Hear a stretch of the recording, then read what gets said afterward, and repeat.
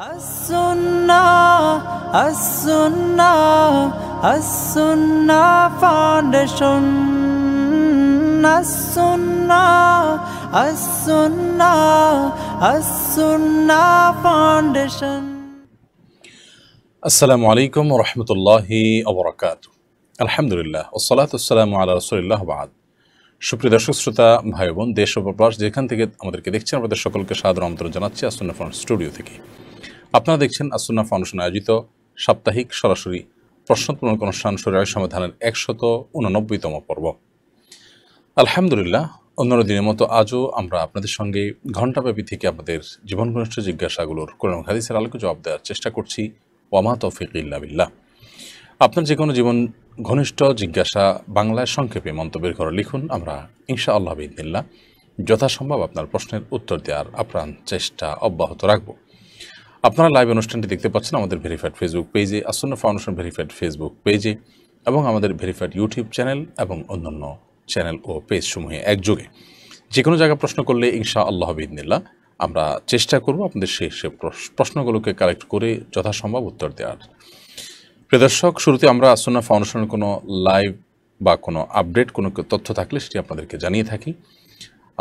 আমরা এ পর্যায়ে আপনাদেরকে as-Sunnah ফাউন্ডেশনের যে আপডেট জানিয়ে রাখতে চাই তা হলো, আলহামদুলিল্লাহ আমাদের স্কিল ডেভেলপমেন্ট কোর্সের দুইটি কোর্স একযোগে চলমান রয়েছে। একটি কোর্সে 10,000 মানুষ অনলাইনে প্রশিক্ষণ গ্রহণ করছেন, আবার আরেকটি কোর্সে প্রায় 100 মানুষ, তার মধ্যে 50 জন আলিম এবং 50 জন গায়রে আলিম, তারা সরাসরি আবাসিক থেকে প্রশিক্ষণ গ্রহণ করছেন স্মল বিজনেস কোর্সটিতে। আলহামদুলিল্লাহ, স্মল বিজনেস কোর্সে জেনারেল যে প্রশিক্ষণ, তার পাশাপাশি দ্বীনি বিষয়গুলোকে যুক্ত করে আলহামদুলিল্লাহ একটা কারিকুলাম আমরা দাঁড় করিয়েছি এবং একজন বিচক্ষণ এবং বিদগ্ধ আলেমের মাধ্যমে আলহামদুলিল্লাহ সেটিকে প্রতিদিন ক্লাসের মাধ্যমে প্রয়োগ করা হচ্ছে এবং আমরা আশা করছি যে এখান থেকে প্রশিক্ষণ গ্রহণ করবার পর যে সমস্ত প্রশিক্ষণার্থীরা আলেম আছেন তারা ইনশাআল্লাহ বিইذনিল্লাহ আমলে উৎসাহী হবেন, অনুপ্রাণিত হবেন এবং আমলে অভ্যস্ত হবেন।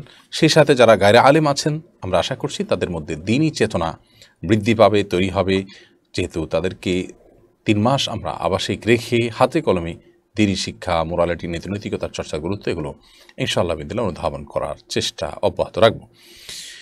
সেই সাথে আলহামদুলিল্লাহ আমাদের মাদ্রাসাতুস সুন্নাহ কুমিল্লা শাখার আলহামদুলিল্লাহ কার্যক্রম শুরু হওয়ার পথে, সব কিছুই প্রস্তুত। যে কোনো মুহূর্তে ইনশাআল্লাহ ভর্তির ঘোষণা আসবে ইনশাআল্লাহ তাআলা। আল্লাহ সুবহানাহু ওয়া তাআলা সমস্ত কার্যক্রমগুলো কবুল করুন। রিক্সা বিতরণ কার্যক্রম গেল বৃহস্পতিবারে আমাদের আলহামদুলিল্লাহ শেষ হলো এবং এর মাধ্যমে 2000 রিক্সা বিতরণ কার্যক্রম সুসম্পন্ন হলো ঢাকার মধ্য দিয়ে, ঢাকা বিতরণের মধ্য দিয়ে। আশা করছি খুব শীঘ্রই ইনশাআল্লাহ বিইذনিল্লাহ সারা দেশব্যাপী আমরা নতুন কোনো প্রজেক্টের ঘোষণা দিব, স্বাবলম্বীকরণ প্রজেক্টের আওতায়, যেখানে শুধু রিক্সা থাকবে না, বিভিন্ন রকমের উপার্জন উপকরণ আমরা ইনশাআল্লাহ দেশব্যাপী আরও বৃহত্তর আকারে বিতরণ করব। আশা করছি সেটা খুব অল্প সময়ের মধ্যে, কয়েক সপ্তাহের মধ্যে ঘোষণা চলে আসবে। আল্লাহ রাব্বুল আলামিন সেই কার্যক্রমগুলোকে কবুল ও মঞ্জুর করুন এবং আপনাদের সার্বিক সহযোগিতা এবং সার্বিক প্রচেষ্টা আমাদের একযোগে যেন অব্যাহত থাকে, সেজন্য রব্বে কারীমের কাছে আমরা দোয়া করছি। আর as-Sunnah ফাউন্ডেশনের মসজিদ কমপ্লেক্স যেটি, সেটির আলহামদুলিল্লাহ ডিজাইন চূড়ান্ত হয়ে গেছে, শুধুমাত্র নির্মাণ কাজ শুরু হওয়ার পথে। আশা করছি যে সেখানে মাসখানেকের মধ্যে আমরা নির্মাণ কাজ বিসমিল্লাহ করতে পারবো। আল্লাহ সুবহানাহু ওয়া তাআলা সমস্ত কাজগুলো সহজ করে দিন। চলুন আর বিলম্ব না করে আপনাদের প্রশ্নগুলোর উত্তর দেওয়ার পালায় আমরা প্রবেশ করি। আমি দেখতে পাচ্ছি ওয়াকিল উদ্দিন আপনি লিখেছেন, 8 মাসের গর্ভবতী মা যদি কোনো কারণে মারা যান, গর্ভের সন্তান কি হবে? অপারেশন করে মৃত মায়ের গর্ভ থেকে সন্তান বের করা জায়েজ হবে কিনা? অবশ্যই সন্তানকে বাঁচাবার প্রয়োজনে মা যদি মৃত্যুবরণ করেন তাহলে সেক্ষেত্রে তার অপারেশনের মাধ্যমে তার গর্ভ থেকে সন্তানকে বের করতে হবে। কারণ একজন মানুষ মৃত্যুবরণ করেছেন ইতিমধ্যে, আরেকজন মানুষও তার গর্ভে থেকে মৃত্যুবরণ করবেন, শরীয়ত সেটা কখনোই চায় না, এটা মাকাসিদুশ শরিয়ার পরিপন্থী। অতএব মা গর্ভবতী হয়ে যদি মৃত্যুবরণ করেন এবং সন্তান মায়ের গর্ভে থাকে এবং জীবিত আছে এমনটি মনে হয়, বিশেষ করে শেষের মাসগুলোতে, শেষের দিনগুলোতে, তাহলে সেক্ষেত্রে অপারেশন করে সেই সন্তানকে দুনিয়াতে আনতে হবে এবং তাকে বাঁচাবার যত প্রচেষ্টা সেটা অব্যাহত রাখতে হবে। আব্দুল মান্নান লিখেছেন, আশুরার দিন এক শ্রেণী মানুষ তাজিয়া মিছিল করে হোসাইনের জন্য মাতম করে, নিজেদের শরীরে আঘাত করে পরে শরীরের ভাষ্য কী? ভাই আব্দুল মান্নান, আপনাকে আমি আপনার প্রশ্নের মধ্যে ছোট একটা কারণ দিতে চাই, তা হলো হোসাইনের জন্য মাতম করে। এটি নবী পরিবারের প্রতি যে আদব বা শিষ্টাচার আমাদের থাকা উচিত তার পরিপন্থী আমার কাছে মনে হয়েছে। আপনার প্রশ্নটি আমি গ্রহণ করলাম এবং উত্তর আমি দেওয়ার চেষ্টা করবো ইনশাআল্লাহ বিদিনিল্লাহ। তবে নবী পরিবারের সদস্যরা তারা সাহাবি প্লাস নবী পরিবারের সদস্য, অর্থাৎ সাধারণ বিষয় নয়। একজন সাধারণ সাহাবির সাথে নবী পরিবারের পার্থক্যের জায়গাটা হলো যে সাহাবি তো সাহাবি, আর নবী পরিবারের সদস্য হলে তিনি সাহাবি প্লাস নবী পরিবার সদস্য। অতএব তাদের মর্যাদা সাধারণ সাহাবিদের চাইতে অনেক বেশি। এজন্য একজন সাহাবি আবার নবী করিম সাল্লাল্লাহু আলাইহি সাল্লামের পরিবারের সদস্য, আবার নবী সাল্লাল্লাহু আলাইহি সাল্লামের অত্যন্ত আদরের দৌহিত্র, তার নাম উল্লেখ করার পর তার জন্য দোয়া করা, সম্মানসূচক কোনো শব্দ ব্যবহার করা, রাদিয়াল্লাহু তাআলা আনহু কমপক্ষে বলা, এটা আদব এবং শিষ্টাচার। অতএব সেটা আমাদের করা দরকার। আর প্রশ্ন উত্তর হলো যে দেখুন, তাজিয়া শব্দের অর্থ হলো শোক, শোক পালন করা, এটাকে তাজিয়া বলা হয় আরবিতে। এই তাজিয়া বা শোক পালনের জন্য মিছিল বা রাস্তায় র্যালি বের করা, এরকম কোনো শিক্ষা না কুরুনে সালাসা বা ইসলামের শুরুর দিকের 3 যুগের মনীষীদের কারোর মধ্যে ছিল না, নবী করিম সাল্লাল্লাহু আলাইহি সাল্লামের কোনো সুন্নাহ দ্বারা এটি প্রমাণিত। বরং এটি রীতিমতো পশ্চিমাদের দ্বারা বা অমুসলিমদের দ্বারা আমরা প্রভাবিত হয়ে নামধারী মুসলমানরা অনেকে করছি। তো কোনো ক্ষেত্রেই তাজিয়া মিছিলকে শরীয়ত সমর্থন করেন এবং শরীয়ত দ্বারা এটি প্রমাণিত বিষয় নয়। এটি হলো একটি বিষয়। দ্বিতীয়ত হলো যে আমরা সাধারণত তাজিয়া মিছিলের পাশাপাশি শরীরে আঘাত করার যে কথাটা আপনি এনেছেন সেগুলো দেখতে পাই। এগুলো আমাদের সমাজে খুবই অল্প সংখ্যক মানুষ করে, যারা পার্সেন্টেজে আনলে 1% বা 2%ও আসবে কিনা আমার মনে হয় না। তো এই 1% বা 2% মানুষের কাজকে এমনভাবে মিডিয়া কভারেজ করে যে সেটা মনে হয় এদেশের উল্লেখযোগ্য মানুষের কাজ, এবং এই নেতিবাচক বা ভুল কাজগুলোকে যতটা প্রমোট করা হয় তার চাইতে বেশি সংখ্যক মানুষ কিন্তু আশুরার দিন রোজা রাখেন, সেটির কিন্তু নিউজ হয় না। নিউজ হওয়া উচিত ছিল যে আজ আশুরার দিন উপলক্ষে দেশের ধর্মপ্রাণ মুসলমানরা সিয়াম পালন করেছেন। তো সিয়াম পালনকারীদের সংখ্যা এত বেশি হওয়ার পরও মিডিয়াগুলো সেটার কাভারেজ কেন দেয় না? বিপরীতে এটা কেন দেয়? তো এই কেন অনেক উত্তর। একটা হলো এটা সওয়াব হয়, রোজাটা সেভাবে আপনার নজরে পড়ে না। আরটি হলো এটি যে অন্যায় এবং ভুল ইসলামের নামে ত্রুটিপূর্ণ যেগুলো আছে সেগুলোকে মিডিয়া যত হাইলাইট করে, ভালোগুলোকে সে হাইলাইট করে না। তো নবী করিম সাল্লাল্লাহু আলাইহি সাল্লাম শরীরে আঘাতকারী, যারা শরীরে আঘাত করে শোক পালন করতে গিয়ে তাদের জন্য অভিশাপ তথা বদদোয়া করেছেন আল্লাহর কাছে। বিধায় এটা কোনো মুসলমানের কাজ হতে পারে না। আত্মহত্যা করা যেরকম গুনাহ, নিজেকে আঘাত করা, নিজের আত্মাকে নিজের শরীরকে আপনার আক্রমণ করা, সেটা একইভাবে গুনাহ এবং হারাম কাজ। বিধায় এই কাজগুলো থেকে আমাদের বেঁচে থাকতে হবে। দেলোয়ার হোসেন লিখেছেন, ডেঙ্গু রোগী ক্রমেই বাড়ছে। ডেঙ্গু থেকে সুরক্ষার জন্য আপনার পরামর্শ কাম্য। দেশের মান্যগণ্য আলেম হিসেবে আপনার বক্তব্য মানুষ গুরুত্বের সঙ্গে গ্রহণ করে। দেখুন, আমরা সম্ভবত গেল সপ্তাহের লাইভেও বলেছি, ডেঙ্গুর প্রকোপ রোধে এটিকে নিয়ন্ত্রণ আনতে আমাদেরকে 3টি কাজ প্রত্যেককেই করতে হবে। প্রথমত, আমি আমার আশপাশটাকে পরিচ্ছন্ন রাখার আপ্রাণ চেষ্টা অব্যাহত রাখব। নিজের দ্বারা যাতে করে কোনো প্রকার পরিবেশ নষ্ট না হয় সেদিকটা খেয়াল রাখব। ডেঙ্গু যে সমস্ত কারণে হয় তার প্রধান হলো আমরা জানি জমাটবদ্ধ পানি, সেখান থেকে ডেঙ্গু মশার তৈরি এবং জন্ম।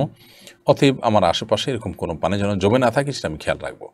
আমরা বারবার বলেছি বিভিন্ন সময়, ডাব খেয়ে ডাবের মালা যেখানে সেখানে ফেলে রাখলে সেখানে পানি জমে থাকে, সেখান থেকে ডেঙ্গু মশার তৈরি হয়। ড্রেনের জমে থাকা পানি থেকে ডেঙ্গু মশা তৈরি হয়, টবে জমে থাকা পানি থেকে ডেঙ্গু মশা তৈরি হয়। তো এগুলো যেন না হয় সেটি আমি নিজে খেয়াল রাখবো, যে আমার দ্বারা যেন না হয়। দ্বিতীয়, আমাদের কাজ হবে অন্যের দ্বারা যদি এরকম কোনো ভুল কাজ হয় তাহলে সেটিকে কারণের চেষ্টা করা। নবী করিম সাল্লাল্লাহু আলাইহি সাল্লাম ইমাতাতুল আযা আনিত তরিক যে বলেছেন, অর্থাৎ রাস্তা থেকে কষ্টদায়ক কোনো কিছুকে সরানো, এটাকে ইমানের অংশ বলেছেন তিনি। তো আমি যদি দেখি এরকম কোনো জায়গায় পানি জমে আছে বা পানি জমে থাকার মতো কাজ কেউ করেছে, তাহলে সেটিকে যতটুকু সম্ভব সংশোধন করার চেষ্টা করব বা পরিচ্ছন্ন করার চেষ্টা করব। এবং পরিচ্ছন্নতা অভিযান অব্যাহত রাখার জন্য গত সপ্তাহে আমরা উদাত্ত আহ্বান রেখেছিলাম। মসজিদের ইমাম সাহেবগণ এবং তাফসির মাহফিলগুলো যারা গ্রামে গ্রামে বিভিন্ন সময় করেন, এই সময় তাফসির মাহফিল নেই, তারা যদি যুবকরা একত্র হয়ে পুরো এলাকাতে এরকম ডেঙ্গু মশার তৈরি হতে পারে এরকম জায়গাগুলোতে তারা যদি পরিচ্ছন্নতা অভিযান চালান, 2 জন 5 জন 10 জন 15 জন মিলে, তাহলে সেক্ষেত্রে সেটি হবে কার্যকর উদ্যোগ। সেই সাথে আল্লাহ সুবহানাহু ওয়া তাআলার কাছে গণ ইস্তেগফার করা দরকার, গণহারে দোয়া দরকার। কারণ হলো আমরা জানি যে গেল সপ্তাহে সম্ভবত একদিনে 13 জন মানুষ মারা গেছেন বাংলাদেশে ডেঙ্গুতে। একদিনে 13 জন মানুষ মারা যাওয়া, এটা প্রথম রেকর্ড যথাসম্ভব। তো এরকম ক্রমশই আপনার ডেঙ্গুর অবস্থা ভয়াবহ হচ্ছে। 2-4-10টা ফ্যামিলির মধ্যে দেখা যায় 1-2 জন আক্রান্ত। অনেকের অবস্থা খুব ভয়াবহ। যারা সাফার না করছেন তারা জানেন না যে এটা কতটা চরম পরিস্থিতি সৃষ্টি করতে পারে। বিধায় আমরা এই ধরনের পরিস্থিতি থেকে বাঁচার জন্য 3টি কর্মসূচি, অর্থাৎ নিজের আশপাশটাকে পরিচ্ছন্ন রাখা, নিজের ঘরবাড়িকে পরিচ্ছন্ন রাখা এবং এলাকাতে পরিচ্ছন্নতা অভিযান অংশগ্রহণ করা এবং অভিযান পরিচালনা করা, শেষে আল্লাহ তাআলার কাছে দোয়া করা, এই 3টি কাজ আমরা সমান্তরালভাবে করবো। আল্লাহ তাআলা আমাদেরকে হেফাজত করুন। সাইফুল্লাহ খান লিখেছেন, আশুরার ফজিলত কি হোসেন রাদিয়াল্লাহু তাআলার হৃদয় বিদারক ঘটনার সঙ্গে সম্পর্কিত? এই দিনের মর্যাদার কারণ কি? এ বিষয়ে আলহামদুলিল্লাহ আমরা এর আগে বারবার বলেছি, এ বিষয়ে আমাদের বহু ভিডিও আছে, তারপর আপনি প্রশ্ন করেছেন। আশুরার দিন আলহামদুলিল্লাহ বাংলাদেশে আগামীকালকে শনিবার আশুরা, অর্থাৎ মুহররমের 10 তারিখ। তো আশুরার দিনের মর্যাদার কারণ হলো মূলত মুসা আলাইহিস সালামের বিজয়। এছাড়াও এদিনে ঐতিহাসিক আরও অনেকগুলো ঘটনা ঘটেছে। এটা একটা ঐতিহাসিক দিন বলতে পারি। এদিনটি মূলত বিজয়ের, এদিনটি মূলত আনন্দের, কিন্তু এই বিজয়ের দিনে একটি শোকাবহ ঘটনা ঘটেছে কারবালায়, নবী করিম সাল্লাল্লাহু আলাইহি ওয়াসাল্লামের ওয়াফাতের অর্ধশতাব্দী পরে এসে। তো সেখানে যে শোকাবহ ঘটনা ঘটেছে, তার প্রিয় দৌহিত্র হোসেন রাদিয়াল্লাহু তাআলাকে নির্মমভাবে অত্যাচারীরা, পাপিষ্ঠরা হত্যা করেছেন। তো এর মধ্য দিয়ে যে শোকাবহ ঘটনা ঘটেছে, এর কারণে আশুরার যে মূল তাৎপর্য সেটি কখনোই হারিয়ে যাবে না, সেটাই কখনো আমরা ভুলে গেলে চলবে না। বরং আমরা বলতে পারি যে একটা আনন্দের দিনে একটি বেদনার ঘটনাও ঘটেছে, জাস্ট এটুকু। এর বাইরে আরেকটি বিষয় আমরা দেখতে পারি, সেটা হলো যে আশুরার দিনে হোসেন রাদিয়াল্লাহু তাআলা আনহুর সপরিবারে মর্মান্তিক যে খুনের ঘটনা হয়েছে, তার মধ্য দিয়েও কিন্তু সত্যের বিজয়ী হয়েছে। কারণ ইয়াজিদ তারপর মাত্র 4 বছর তার শাসন ভার ধরে রাখতে পেরেছিল, এর বেশি পারেনি। অর্থাৎ চূড়ান্তভাবে হোসেন রাদিয়াল্লাহু তাআলা আনহু গোটা বিশ্বের মুসলমানদের অন্তরে এখনও জায়গা করে আছেন। তার বিপরীতে তাকে যারা খুন করেছে তারা, বা তার খুনকে যারা সমর্থন করেছে তারা, কেউই কিন্তু পৃথিবীর মানুষের কারোর কাছেই, অন্তত মুসলমানদের কাছে কেউ প্রশংসিত নাই। তো যার কারণে বিজয় মূলত হোসেন রাদিয়াল্লাহু তাআলা আনহুরই হয়েছে। এবং তিনি যে তার অবস্থানে অনড় ছিলেন, তা এবং তিনি যে অন্যায়ের কাছে মাথা নত করেন নাই, তিনি যে তার আদর্শকে বিকিয়ে দেন নাই, এর মাধ্যমে মূলত তার আদর্শের জয় হয়েছে। বিধায় একজন মুসলমান সেখান থেকে অনুপ্রেরণা নেবে, শিক্ষা গ্রহণ করবে। এটি হবে আশুরার অন্যতম করণীয় আমাদের জন্য। শামীমা আক্তার আপনি লিখেছেন, আমার 15 বছরের একটি মেয়ে সহ আমি দ্বিতীয় বিয়ে করি। আমি বাসায় না থাকার সুযোগে স্বামী আমার মেয়েকে বাজে উদ্দেশ্যে স্পর্শ করেছে। এখন শরীয়তের বিধান কি? আল্লাহ মাফ করুন, এরকম পরিস্থিতিতে প্রথমত আপনি আপনার মেয়ে এবং তার সৎ বাবা অর্থাৎ আপনার স্বামী, তাদের মধ্যে নির্জনতা এবং একাকিত্ব যেন কোনো অবস্থাতে তৈরি না হয়, সেটি লক্ষ্য করা দায়িত্ব আপনার। অবশ্য শুধুমাত্র এই সৎ মেয়ে বা সৎ বাবার বেলাই নয়, বরং আপন বেলাও যদি হয় এবং মেয়ে যদি এরকম অ্যাডাল্ট হয় বা বড় হয়, তাহলে সেক্ষেত্রে নির্জনে বাবা মেয়ে একত্রে কোনো কক্ষে কাটানো, অপেক্ষা সময় কাটানো বা বসা, এমনকি গল্প করা যেখানে অন্য কোনো মানুষ নেই, এটাও কিন্তু শরীয়ত মোটেই পছন্দ করে না। কেন শরীয়ত পছন্দ করে না সেটা আমাদের অনেকেরই অনুযোগ যে শরীয়ত এত কঠোর কেন। তো প্রকৃত পরিস্থিতির মুখোমুখি হওয়া ছাড়া আমরা অনেকেই হাদিসগুলো বা শরীয়তের নির্দেশগুলোর বাস্তবতা বুঝতে চাই না। আয়েশা রাদিয়াল্লাহু তাআলা আনহাকে আবু বকর রাদিয়াল্লাহু তাআলা আনহুর সাথে একাকী বসে থাকতে দেখে নবী সাল্লাল্লাহু আলাইহি সাল্লাম আপত্তি তুলেছিলেন যে হোক বাবা মেয়ে, কিন্তু নির্জনে একাকী কোনো একটা কক্ষে তারা সময় কাটাবে না এভাবে। হ্যাঁ, সামান্য কয়েকটা মুহূর্ত আসতে যাইতে যে সময়টা হয় এটা ভিন্ন কথা, কিন্তু লম্বা সময় এভাবে বসে একাত্র কাটাবে না। অতএব আপনার কর্তব্য হবে যে ভবিষ্যতে এরকম একাকিত্ব যেন তৈরি না হয় সেটি খেয়াল করার। আর আপনার মূল প্রশ্ন যেটি, যে আপনাদের বৈবাহিক সম্পর্ক এখন আছে কি নেই, এক্ষেত্রে ফোকায়ে আহনাফের মতে হুরমতে মুসাহারা বা এর কারণে আপনার বৈবাহিক সম্পর্কের ক্ষেত্রে শরীয়তের যে বিধিবিধান সেটি সাবিত হয়ে যায়, প্রমাণিত হয়ে যায়।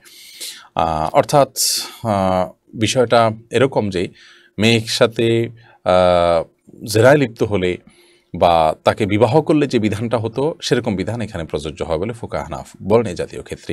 যদিও অন্যান্য ফোকায়ে কেরাম ক্ষেত্রে ভিন্ন মত পোষণ করেন, এবং অন্যান্য ফোকায়ে কেরামের বক্তব্য হলো যে একজনের পাপের বোঝা আরেকজনের পরে কোনোভাবেই আপনার চাপানো যাবে না। ও আল্লাহ তাযরু ওয়াজরাতুন বিজরা উখরা, কেউ ভুল করেছে সেজন্য আরেকজনকে সেটার জন্য প্রায়শ্চিত্ত করতে হবে, শরীয়তে এরকম কোনো বিধান রাখে নাই।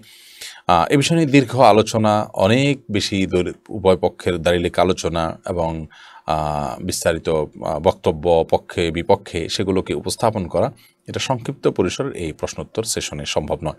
আমরা শুধুমাত্র দুটি মতের কথা উল্লেখ করেছি। আপনি আপনার আশেপাশে বিদগ্ধ কোনো আলেমের কাছে বিস্তারিত বলে আপনার বিষয়টি সমাধান করার চেষ্টা করবেন। মিনহাজুর রহমান আপনি লিখেছেন, দিন দিন বিবাহ বিচ্ছেদ বাড়ছে, এ নিয়ে সমাজ বিজ্ঞানীরা চিন্তিত। বিচ্ছেদ এড়াতে বিভিন্ন দেশে স্লিপ ডিভোর্স জনপ্রিয় হয়ে উঠছে। স্লিপ ডিভোর্স হলো স্বামী স্ত্রী আলাদা আলাদা বিছানায় ঘুমানো। এতে নাকি ঘুম ভালো হয়, ফলে মানসিকতা ভালো থাকে। এটা কি শরীয়ত সম্মত? দেখুন, বিবাহ বিচ্ছেদ বাড়ছে এবং সেটাকে নিয়ন্ত্রণে আনার জন্য এই তথাকথিত স্লিপ ডিভোর্সের যে আপনার পদ্ধতি অবলম্বন করা হচ্ছে, যে ডিভোর্স হয়ে আলাদা আলাদা বিছানায় ঘুমানো, কারোর সাথে কারোর যোগাযোগ না থাকা, শরীয়ত এরকম কোনো ফরম্যাটের কথা বলে না এবং এর কোনো অনুমোদনও দেয় না। স্বামী এবং স্ত্রী একে অন্যের সাথে বৈবাহিক সম্পর্ক যদি না থাকে কোনো কারণে, তাহলে সেক্ষেত্রে বিছানা শুধু আলাদা নয়, প্রত্যেকের বাসাবাড়ি আলাদা হয়ে যেতে হবে। একই কক্ষে তারা থাকবে আলাদা আলাদা বিছানা, কিংবা একই ছাদের নিচে তারা ভিন্ন ভিন্ন কক্ষে আলাদা আলাদা বিছানা শোবে এবং এভাবে বছরকে বছর যুগকে যুগ চলে যেতে থাকবে। সেটি কখনো ইসলাম শরিয়ার নির্দেশনা হতে পারে না। প্রথমত, স্বামী স্ত্রী পরস্পরের প্রতি ভালোবাসা প্রদর্শন করবে, একে অন্যের প্রতি হক আছে। যদি আলাদা আলাদাভাবে মাসকে মাস কাটায়, তাহলে সেক্ষেত্রে কেউ কারোর হক তো আদায় করলো না এবং হক আদায় না করার কারণে তারা গুনাহগার হবে। হ্যাঁ, সাময়িকভাবে আল্লাহ সুবহানাহু ওয়া তাআলা নিজেও বলেছেন, ওয়াহদুরুহুন্না ফিল মাদাজা, শাসন করবার জন্য স্বামী স্ত্রী থেকে আলাদা থাকবেন। কোনো কারণে যদি দেখা যায় যে না, তাকে কোনোভাবে মানে কোনো অন্যায় থেকে থামানো যাচ্ছে না, কোনো ভুল কাজ থেকে বিরত রাখা যাচ্ছে না, তাহলে সেক্ষেত্রে সাময়িক সময়ের জন্য পৃথক হওয়া যাবে, সেটা হবে শাসনের প্রয়োজনে। কিন্তু এভাবে বসবাস করা লং টাইম এবং এভাবেই বসবাস করাটাকে জীবনের আপনার সিস্টেম বানিয়ে নেওয়া, লাইফস্টাইল বানিয়ে নেওয়া, সেটা কখনো শরিয়া গ্রাহ্য বিষয় নয় এবং এটাকে শরিয়ার দৃষ্টিকোণ থেকে ডিভোর্সও বলা যায় না। এটা হবে একরকম এমন কাজ যে কাজের মাধ্যমে স্বামী স্ত্রী একে অন্যের হক নষ্ট করলো, অতএব সেই কাজটি করার সঠিক হবে না।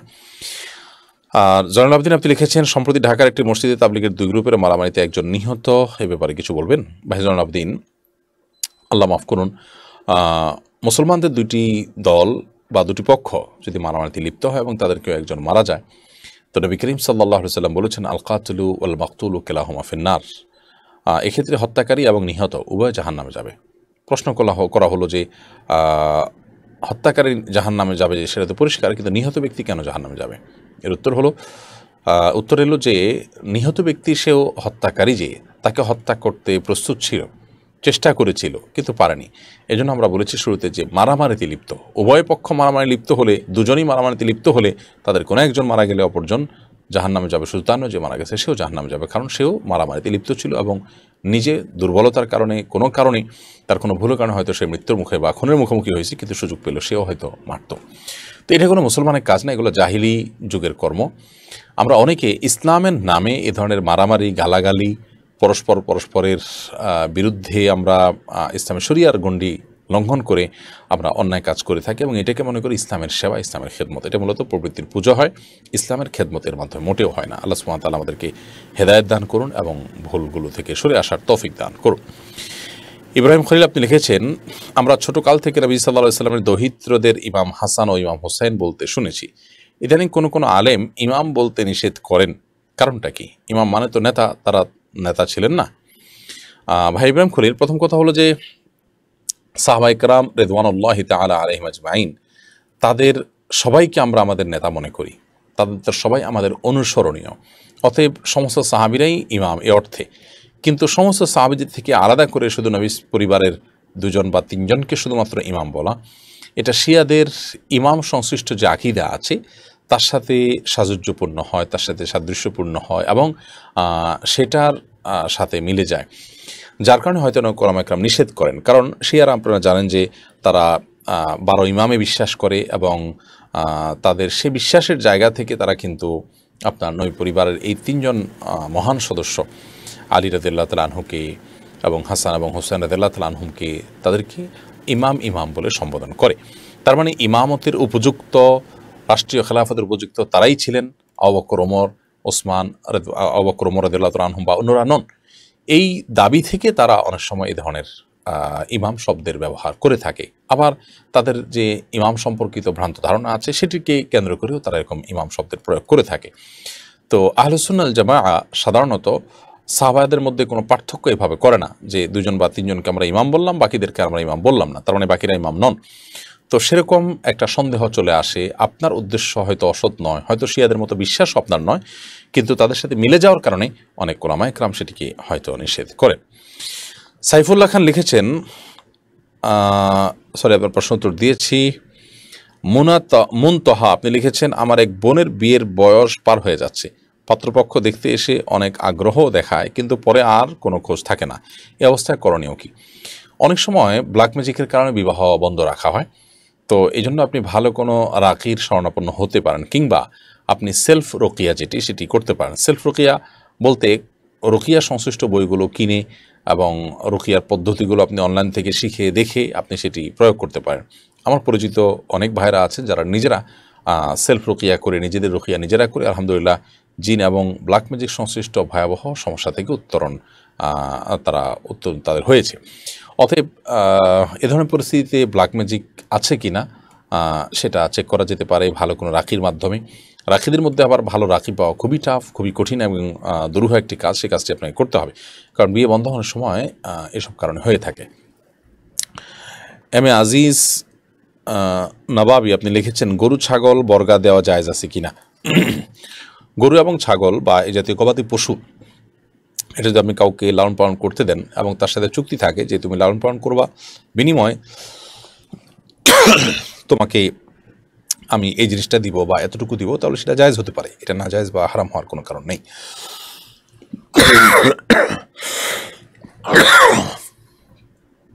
আমাতুল্লাহ বিন আহমদ আপনি লিখেছেন, বদলি হজের জন্য কি ইফরাদ হজ আবশ্যক? যদি তাই হয় তাহলে হজের সাই কি প্রথম তওয়াফে করা উত্তম, নাকি 10ই জিলহজ করা তওয়াফের সাথে করা উত্তম? দেখুন, বদলি হজ করলে ইফরাদই করতে হবে এমন কোনো বাধ্যবাধকতা নেই।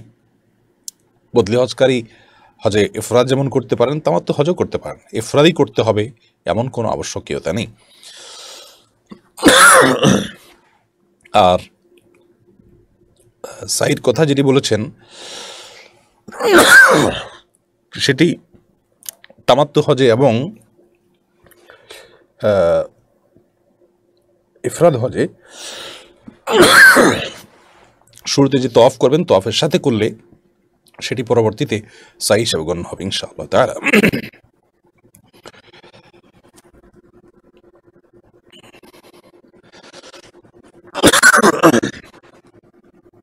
রাশেদ চৌধুরী আপনি লিখেছেন, দোয়া কবুলের শর্ত কি? দোয়া কবুলের প্রথম শর্ত হলো হালাল উপার্জন হওয়া, দ্বিতীয় শর্ত হলো তাড়াহুড়া না করা। নবী করিম সাল্লাল্লাহু আলাইহি ওয়াসাল্লাম বলেছেন, বান্দার দোয়া ততক্ষণ পর্যন্ত কবুল হয় মালাম ইস্তাআজিল, যতক্ষণ পর্যন্ত বান্দা তাড়াহুড়া না করে। জিজ্ঞাসা করা হয়, ইয়া রাসূলুল্লাহ, তাড়াহুড়া কাকে বলা হয়? তিনি বলেছেন যে তাড়াহুড়া বলতে বোঝানো হয় যে দোয়া করার পর কবুল করা হচ্ছে না কেন সেটা জন্য অস্থিরতা করা, প্রকাশ করা, এটা হলো তাড়াহুড়া। বরং বান্দার দায়িত্ব হলো দোয়া করার পর সেটি কবুল হবে, আজ হোক 2 দিন পরে হোক, অথবা আমি যা চেয়েছি তার চেয়ে ভালো কিছু হবে, সেই মর্মে আশা করা। এটাই হলো বান্দার জন্য কর্তব্য এবং এটাই হলো সুন্নাহ। এবং এভাবে অপেক্ষা যদি বান্দা করতে থাকে তাহলে সেক্ষেত্রে ইনশাআল্লাহ বেদিনা সে দোয়া কবুল হওয়ার সম্ভাবনা অনেক বেশি থাকে। আর দোয়া কবুলের আরেকটা গুরুত্বপূর্ণ শর্ত হলো কায় মনোবাক্যে অন্তঃস্থল থেকে দোয়া করা। একটি হাদিসে বর্ণিত হয়েছে, লা ইয়াকবালুল্লাহু মিন কলবিন লাহিন আই গাফিলিন, অর্থাৎ কোনো গাফিল এবং উদাসীন অন্তর থেকে আল্লাহ সুবহানাহু ওয়া তাআলা অন্তরের দোয়া কবুল করেন না। অতএব উদাসীনতা যেন না থাকে দোয়ার মধ্যে, অর্থাৎ অন্য মনস্ক যেন না থাকে, অবহেলা যেন না থাকে, সেটি আমাদের খেয়াল রাখতে হবে।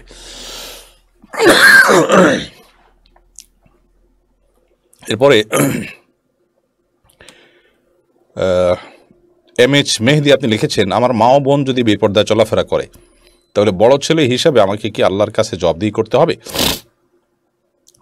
ভাই মেহেদি, আপনার মা এবং বোন যদি পর্দাহীনতার সাথে চলাফেরা করেন, আপনি বড় ছেলে হিসেবে অভিভাবক এবং এটির দায় আপনার উপরে বর্তায়। যদি আপনার বাবা থাকেন তাহলে মূল দায়টা তার উপর, আর যদি বাবা না থাকেন তাহলে দায়টা আপনার উপরে বর্তায়। বাবা থাকার পরও যদি বড় ছেলে হিসাবে আপনার প্রভাব থাকে পরিবারের উপরে, আপনার ভরণ পোষণ, আপনার টাকা পয়সা এগুলো দিয়ে পরিবার চলে, তাহলে সেক্ষেত্রে অবশ্যই দায়টা আপনার উপরে বর্তাবে। কিন্তু আপনি আপনার ন্যূনতম দায়িত্ব যদি পালন করে থাকেন তাহলে ইনশাআল্লাহ বিদিনা ইনশাআল্লাহ আপনার এর জন্য কোনো জবাবদিহিতার মুখোমুখি হতে হবে না। এই ব্যাপারে একটা কথা লোকমুখে প্রচলিত আছে যে একজন নারী জাহান্নামে যাওয়ার সময় 4 জন পুরুষকে জাহান্নামে নিয়ে যাবে। এটা লোকমুখে প্রচলিত কথা, এটা না কোরআনের কথা না হাদিস দ্বারা বর্ণিত কোনো বিষয়। তো এটা ঠিক যে এই কথার দ্বারা যা বোঝাতে চাওয়া হচ্ছে সেটি ঠিক আছে, অর্থাৎ বিপর্দার কারণে যদি কোনো নারী জাহান্নামে যান এবং সেক্ষেত্রে তার পরিবারের পুরুষদের যদি কোনো প্রকার গাফিলতি থেকে থাকে তাহলে সেক্ষেত্রে অবশ্যই তারা দায়ী থাকবে এবং তাদেরকে জবাবদিহি করতে হবে। কিন্তু এর মানে এই না যে কোনো নারী বিপর্দার কারণে জাহান্নামে গেলেই বাই ডিফল্ট তার সাথে 4 জন পুরুষ করে জাহান্নামে চলে যাবে তার ফ্যামিলির, এটা সঠিক কোনো কথা নয়। কারণ একই সঙ্গে 4 জন মানুষ কখনো দায়ী হয় না। বাবা যদি অভিভাবক থাকেন তাহলে সেক্ষেত্রে বড় ছেলে বা বড় ভাই তাদের উপরে সেভাবে মূল দায়িত্বটা পড়ে না। আবার অনেকে দায়িত্বশীল কিন্তু তিনি চেষ্টা করেছেন, তারপরও বাই ডিফল্টই একেবারে অটোমেটিকলি স্বয়ংক্রিয়ভাবে 4 জন জাহান্নামে চলে যাবে, এরকম কোনো কথা কিন্তু মোটেও যৌক্তিক নয়। মিনহাজুর রহমান লিখেছেন, আপনার প্রশ্ন তো দিয়েছি। তানভীর হোসেন লিখেছেন, জামাত শেষ হলে একা নামাজ পড়ার সময় যদি দ্বিতীয় জামাত শুরু হয় তখন কি নামাজ ছেড়ে বা নামাজ শেষ করে আবার সেই জামাত ধরা যাবে? দেখুন, এই বিষয় নিয়ে ইখতিলাফ আছে। আরব উলামা ইকরাম বলে থাকেন, হাম্বলি মাযহাবের উলামা ইকরাম বলে থাকেন যে ওই অবস্থা নামাজ ছেড়ে দিয়ে আপনি জামাতে শামিল হবেন। কারণ নবী করিম সাল্লাল্লাহু আলাইহি ওয়াসাল্লাম বলেছেন, ইযা উকিমাতিস সালাহ ফালা সালাতা ইল্লাল মাকতুবা, যখন নামাজের ইকামত দেওয়া হবে তখন ফরজ নামাজ ছাড়া আর কোনো নামাজ পড়া যাবে না। এই জন্য তারা মনে করেন যে আপনি সুন্নতের নিয়ত করেছেন, 1 রাকাত 2 রাকাত পড়েছেন, এখনও শেষ করেন নাই, তো যদি আপনি শুরুর দিকে দাঁড়ানো অবস্থায় থাকেন তাহলে সেক্ষেত্রে বা মাঝামাঝি পর্যায়ে থাকেন তাহলে যে অবস্থা আছেন আপনি নামাজ ছেড়ে দিয়ে জামাতে শামিল হয়ে যাবেন। আর শেষের দিকে থাকলে তারাও বলেন আপনি দ্রুততার সাথে নামাজ শেষ করে সালাম ফিরিয়ে আপনি জামাতে শামিল হবেন। তবে এক্ষেত্রে ফুকাহা হানাফের মত ভিন্ন। ফুকাহা হানাফের মত হলো যে নামাজ সুন্দরভাবে শেষ করে আপনি তারপর জামাতে শামিল হবেন। প্রয়োজনে আপনি একটু তাড়াতাড়ি শেষ করার চেষ্টা করবেন, কিন্তু নামাজ ভেঙে আপনার সুন্নত নামাজের নিয়ত ভেঙে দিয়ে তারপর জামাতে শামিল হবেন, ব্যাপারটি সেরকম নয়। কারণ আল্লাহ সুবহানাহু ওয়া তাআলা কোরআনে কারীমে বলেছেন, লা তুবতিলু আমালাকুম, তোমরা তোমাদের আমলকে বাতিল করো না, তোমরা তোমাদের আমলকে নষ্ট করো না। দ্বিতীয় মতটি অধিকতর যুক্তিযুক্ত এবং দলিল সমৃদ্ধ এবং শক্তিশালী। কারণ একজন মানুষ একটা সালাত যখন শুরু করে সেই সালাতটাকে সে একটা পর্যায়ে শেষ করে জামাতে শামিল হওয়া সম্ভব।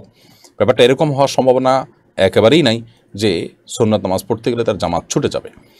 তাহলে হাদিসে যে বক্তব্য আছে, ইযা উকিমাতিস সালাতু ফালা সালাতা ইল্লাল মাকতুবা, নামাজের ইকামত শুরু হলে অন্য কোনো নামাজ নেই ফরজ ছাড়া, এর মানে কি? এর মানে হলো অন্য কোনো নামাজ শুরু করা যাবে না। কেউ যদি ইকামত শুনেন তাহলে ফালা সালাতা, অর্থাৎ তিনি আর কোনো নামাজ শুরু করবেন না। এটা হলো হাদিসের উদ্দেশ্য। আল্লাহু আ'লাম বিসওয়াব। আয়েশা তাসনিম আপনি লিখেছেন, কাউকে মাওলানা বলা কি শিরক? আমরা অনেকে এটা নিয়ে বেশ ধোঁয়াশার মধ্যে থাকি এবং বিভ্রান্তির মধ্যে থাকি যে কাউকে মাওলানা বললে সেটা শিরক হতে পারে। মাওলানা বলা কখনো শিরক হবে না এবং এটাকে শিরক বলার কোনো যৌক্তিক গ্রাউন্ড মোটেই নেই। মাওলানা শব্দের অর্থ আমরা অনেকে মনে করি আমার মাওলা, মাওলা তো আল্লাহ, তাহলে কোনো মানুষকে কিভাবে আমার মাওলা বলতে পারি? এসব কারণে বা এসব কথা বলে অনেকে আমরা মনে করি যে মাওলানা বলাটা শিরক হবে। এক্ষেত্রে সৌদি আরবের সাবেক গ্র্যান্ড মুফতি শেখ আব্দুল্লাহ বিন বাজ রাহমাতুল্লাহ আলাইহি ফতোয়া রয়েছে, আরও কেবারে উলামা গোটা বিশ্বের তাদের ফতোয়া রয়েছে যে মাওলানা কোনো আলিমকে, কোনো বিদগ্ধ মানুষকে যদি কেউ বলে, সিনিয়র কাউকে যদি বলে, তাহলে সেটা শিরক হবে না। কারণ মাওলা শব্দের অর্থ শুধুমাত্র আল্লাহ সুবহানাহু ওয়া তাআলা যে আমাদের মালিক সে অর্থে মাওলা ব্যাপারটি তা নয়, বরং মাওলা শব্দের বহু অর্থ আছে। আল্লাহ সুবহানাহু ওয়া তাআলা কোরআনে কারিমে মাওলাটা আল্লাহ তাআলার জন্য যেন সম্বন্ধ করেছেন, যালিকা বিআন্নাল্লাহা মাওলাল্লাযীনা আমানু ওয়া আন্নাল কাফিরিনা লা মাওলা লাহুম। এখানে মাওলা এটা আল্লাহ তাআলা নিজের জন্য ব্যবহার করেছেন, তার মানে সেক্ষেত্রে মাওলা মানে আল্লাহ সুবহানাহু ওয়া তাআলা। কিন্তু মাওলা শব্দকে আল্লাহ রাব্বুল আলামিন কোরআনে কারিমেই অন্যদের জন্য ব্যবহার করেছেন। অর্থাৎ আমরা সূরা ইউসুফের মধ্যে দেখি যে ইউসুফ আলাইহিস সালামের যে সঙ্গী জেলখানা ছিলেন, তিনি যে স্বপ্নের কথা বলেছেন, সেখানে কিন্তু অভিভাবককে মাওলা বলে আল্লাহ সুবহানাহু ওয়া তাআলা সম্বোধন করেছেন। তাহলে বোঝা গেল যে মাওলা শব্দের বহু অর্থ আছে এবং সে অর্থগুলোর ভিত্তিতে কোনো আলিমকে যখন মাওলানা বলা হয় তখন তার মানে হলো আমাদের নেতা, আমরা যাকে অনুসরণ করি কোরআন হাদিসের আলোকে, সে অর্থে মাওলা বলা হয়। অতএব এই অর্থে মাওলানা বললে কোনো অসুবিধা নেই। এটাকে নিয়ে আমরা যারা বাড়াবাড়ি করছি তারা নিছকই ভুলের মধ্যে আছে এবং বিভ্রান্তির মধ্যে আছে। আর ওলামা ইকরামকে সম্বোধন করার ক্ষেত্রে পৃথিবীর এক এক প্রান্তের মানুষের মধ্যে এক এক রকমের প্রচলন আছে। সেটার মধ্যে যদি সরাসরি কোরআন হাদিস পরিপন্থী কোনো কিছু থাকে বা সুস্পষ্ট কিছু থাকে এবং সেটাকে তার ভালো কোনো ব্যাখ্যাও না থাকে, তাহলে সেক্ষেত্রে সেটা নিষিদ্ধ হতে পারে, কিন্তু আদারওয়াইজ প্রতিটা অঞ্চলের প্রচলন সেটি গ্রহণযোগ্য হবে যদি কোরআন হাদিসের সাথে কোনো প্রকার সাংঘর্ষিকতা না থাকে। যেমন আমরা দেখি আরও ওলামা ইকরামকে শেখ বলে, শুধু ওলামা ইকরাম না, তাদের যে কোনো শ্রদ্ধাভাজন ব্যক্তিকে তারা শেখ বলে সম্বোধন করেন। অথচ শেখ শব্দ কোরআনে কারিমেরই একটা মানসুখ হওয়া আয়াতের মধ্যে আছে, আর শেখ ওয়া শেখাতু ইদা জানায়া, শেখ বলতে বোঝানো হয় বৃদ্ধ মানুষকে। অথচ একজন তরুণ বয়সের আলেমকেও শেখ বলা হচ্ছে, তাহলে তিনি তো শেখ নন, তাহলে কি তাকে একজন জওয়ানকে বৃদ্ধ বলে তাকে কি অপমান করা হলো বা মিথ্যা বলা হলো, এসব প্রশ্ন আমরা তুলব? নিশ্চয়ই অবান্তর হবে এসব প্রশ্ন। ঠিক একইভাবে মৌলানা আল্লাহর জন্য খাস, অতএব মানুষকে মৌলানা বলা যাবে না, এটিও এরকম অবান্তর কথা হবে। ইব্রাহিম খলিল আপনি লিখেছেন, আমরা ছোটকাল থেকে নবীজির দহিত্রের দুঃখিত আপনার প্রশ্ন তো দিয়েছি। এমডি আরাফাত আল জুবাইর আপনি লিখেছেন, সুন্নতি বিয়ের পদ্ধতি জানালে উপকৃত হতাম। সুন্নতি বিয়ের পদ্ধতিতে এই সংক্ষিপ্ত ভার্সনের প্রশ্ন উত্তরের সেশনের মধ্যে দেওয়া সম্ভব নয়, কারণ পুরো বিয়ের পদ্ধতিতে অনেক দীর্ঘ। আমরা শুধু সংক্ষেপে এটুকু বলবো যে বিয়ের জন্য বর কনেকে দেখবে, বরপক্ষের অন্য কোনো পুরুষরা দেখবে না, এবং বিয়ের আগে কনেকে দেখে নিবে এবং তার দিনদারিতাকে দেখে সেটাকে অগ্রাধিকার করে দিয়ে বিয়ে করবে। মহর পরিমাণ সহনীয় হবে, অযৌক্তিক পরিমাণ মহর থাকবে না, বা অসহনীয় পর্যায়ে ছেলের সামর্থ্যের বাইরে মহর ধরবে না।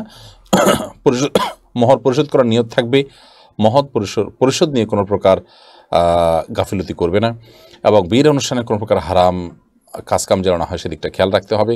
সেই সাথে বিবাহের আনুষ্ঠানিকতা সেখানে বেপরদিকি যেন না হয়, গান বাজনা ইত্যাদি না হয়, স্পেশালি সে বিষয়গুলোর প্রতি খেয়াল রাখতে হবে। এবং মেয়ের বাবার কাছ থেকে যৌতুক ইত্যাদি নেওয়া যাবে না, কোনো প্রকার জুলুম তাদের উপরে চাপিয়ে যাওয়া যাবে না, এই বিষয়গুলোকে মোটামুটি খেয়াল রাখতে হবে। এবং অন্যান্য যে সমস্ত শরিয়া নির্দেশিত বিষয় আছে সেগুলোকে মাথা রেখে চলতে হবে। এটাই সুন্নাহসম্মত বিয়ে ইনশাআল্লাহ বিইذনিল্লাহ। প্রিয় দর্শক, আমরা দেখতে দেখতে অনুষ্ঠানের ঠিক মাঝামাঝি পর্যায়ে এসে পৌঁছেছি। এই পর্যায়ে আমরা ছোট্ট একটি বিরতি নিচ্ছি, ইনশাআল্লাহ বিইذনিল্লাহ। বিরতির পর আমরা আবারও ফিরছি, সে পর্যন্ত আমাদের সঙ্গেই থাকুন। সুন্নাহ ফাউন্ডেশন মসজিদ কমপ্লেক্স ও ইসলামিক সেন্টার একটি লালিত স্বপ্ন। ইনশাআল্লাহ শিক্ষা, সেবা ও দাওয়া সহ ফাউন্ডেশনের বহুবিধ কার্যক্রমের কেন্দ্র হবে এই কমপ্লেক্স। ঢাকার নতুন বাজারের অদূরে কেনা জমিতে শীঘ্রই নির্মাণ কাজ শুরু হবে ইনশাআল্লাহ। সাদাকায়ে জারিয়ামূলক এই প্রকল্পে শরীক হতে পারেন আপনিও। সুন্নাহ ফাউন্ডেশন। প্রিয় দর্শক, বিরতির পর আবার আপনাদেরকে স্বাগতম। আমরা আমাদের লাইভ অনুষ্ঠানের বিরতির আগে মোহাম্মদ আরাফাত আল জুবাইর ভাইয়ের প্রশ্ন উত্তর দিয়েছিলাম।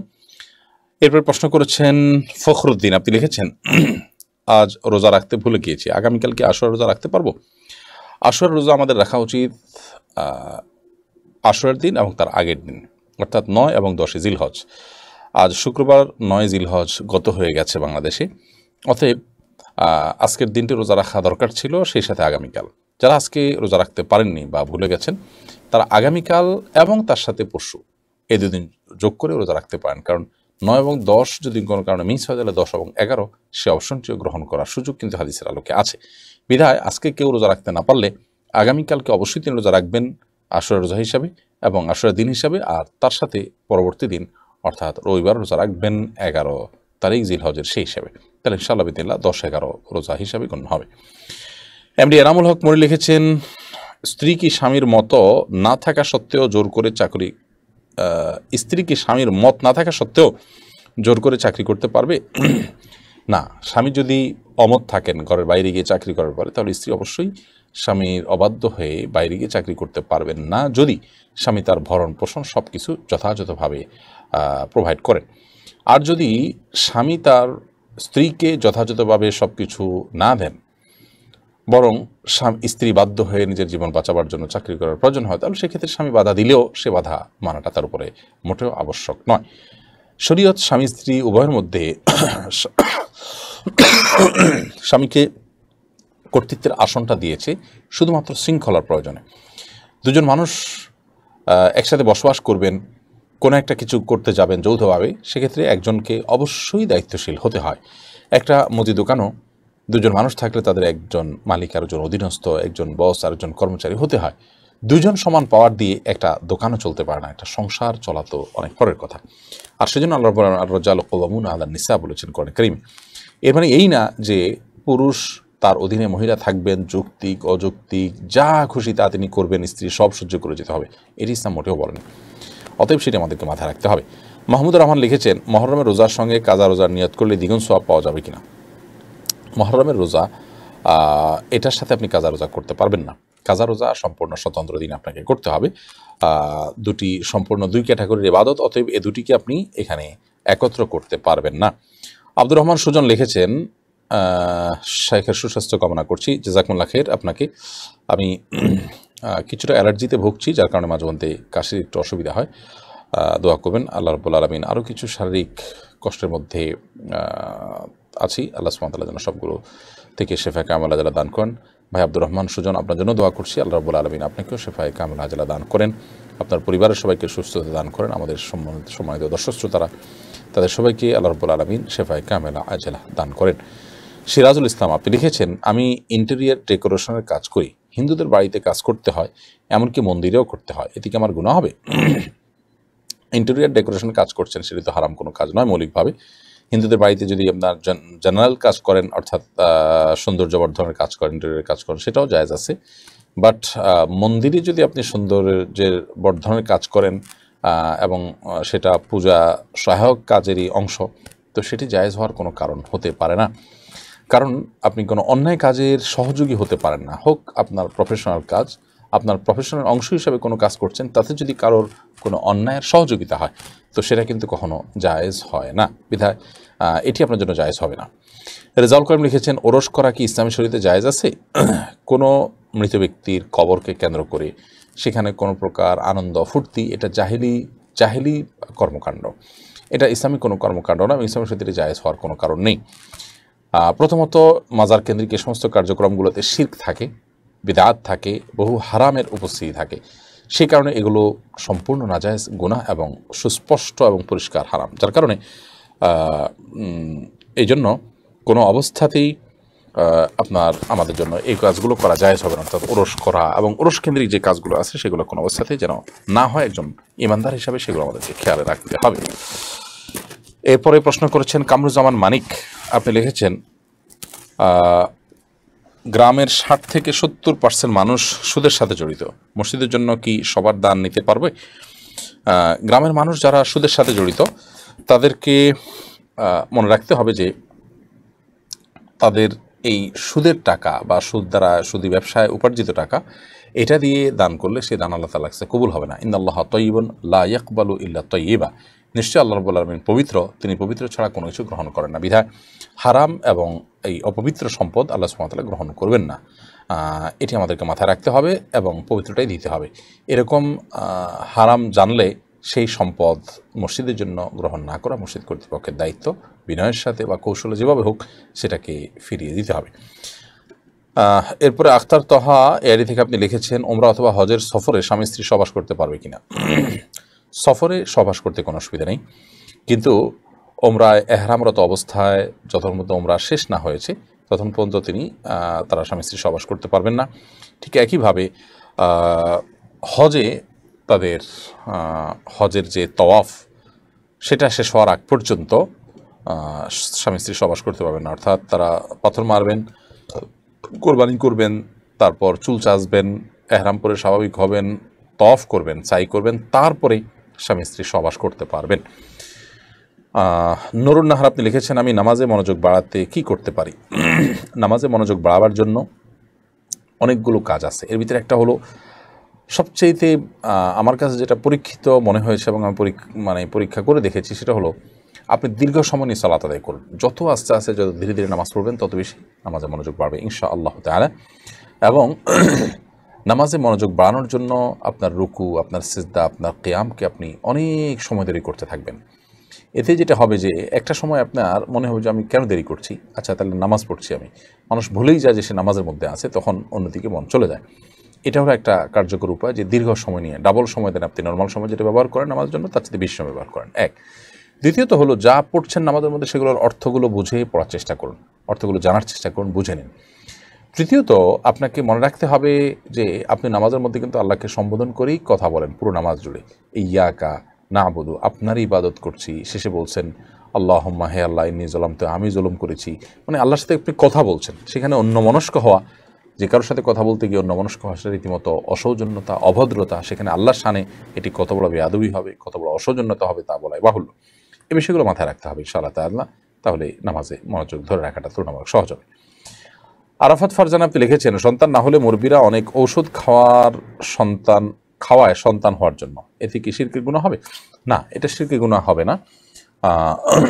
সন্তান না হওয়ার জন্য স্বাস্থ্যগত কোনো কারণ থাকতে পারে, তো যেই স্বাস্থ্যগত কারণে আপনার সন্তান হচ্ছে না, সেটি দূর করবার জন্য যদি মেডিসিন ব্যবহার করা, সেটা শিরক হওয়ার কোনো কারণ নেই। তবে গ্রামের অনেক মানুষের ধারণা থাকে এক্ষেত্রে যে সন্তান হওয়ার জন্য অমুক কবিরাজের তাবিজ লাগালে সেটা উপকারে আসবে, অমুকের স্বপ্ন দেখছেন সেটা খাইলে এটা হবে, এ জাতীয় কোনো কিছু যদি হয় যেটা শরিয়া সমর্থিত নয়, তাহলে সেক্ষেত্রে সেটা নাজায়েজ হবে। এমনিতে সাধারণ ট্রিটমেন্ট যদি গ্রহণ করেন তাহলে সেক্ষেত্রে শিরক হওয়ার কোনো কারণ নেই। খাদিজা আক্তার সাথী আপনি লিখেছেন, লোন করে কি জমি কেনা জায়েজ আছে? আপনি লোন করে, হাওলাত করে, ধার করে যদি জমি কিনেন, তাহলে সেক্ষেত্রে ধার করে, লোন করে জমি কিনলে সেটি জায়েজ হবে, যদি আপনি সেই ধার দেনার টাকা পরিশোধ করার মতো সিস্টেম বা উপায় বা আপনার তার জন্য কোনো ব্যবস্থা আপনার কাছে থাকে, তাহলে সেটি আপনি অবশ্যই করতে পারেন। কিন্তু সেটা যদি না থাকে, তাহলে সেক্ষেত্রে আপনি ধার করে জমা কিনছেন, জমির কেনা অনেকের নেশা, শুধু সেই হিসাবে করছেন, এটা যদি হয় তাহলে সেক্ষেত্রে সেটা অবশ্যই সেমিশনের দৃষ্টিকোণ থেকে গ্রহণযোগ্য বিষয় হতে পারে না। আসাদুল্লাহ গালিব লিখেছেন, সমকামিতে লিপ্ত ছিল এরকম কেউ যদি তওবা করতে চায়, সে কীভাবে তওবা করবে?